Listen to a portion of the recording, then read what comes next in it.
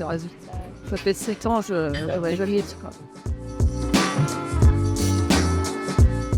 Parce que le côté soin m'a toujours plu, que c'était plus court en termes d'études, que c'était vaste. Enfin, disons qu'une fois que médecine a été mise de côté, je me voyais pas faire autre chose que du soin.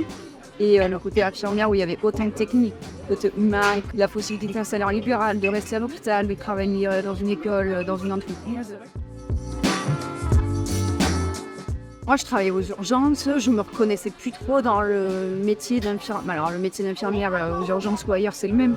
Entre le flux de personnes qui venaient pour rien, l'impolitesse des gens, l'agressivité, en campagne, en village, on va dire, je n'ai pas du tout ce rapport avec mes patients. Moi, l'infirmière, c'est pas parce que c'est moi, hein, c'est l'infirmière, ils sont trop contents de me voir, quoi. Moi ou les autres, non, t'es hyper bien reçu, t'es hyper valorisé, je trouve.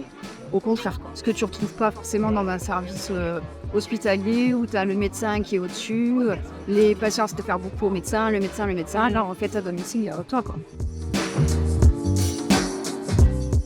Moi, tout s'est bien passé parce que je m'étais vraiment très bien renseignée avant, notamment auprès d'une copine qui s'était installée comme infirmière libérale 3 ans avant, qui avait fait pas mal d'erreurs d'après ses dires. Par exemple, être mal renseignée sur les cotations, pas forcément avoir de logiciel adapté ou de formation en tout cas pour savoir comment bien facturer, comment se coter les soins. Quand tes copines s'installent, tu leur dis tout ce que tu as fait, ce que tu as mal fait, ce que tu penses avoir bien fait, le retour de ce que tu as, de ce que tu as fait.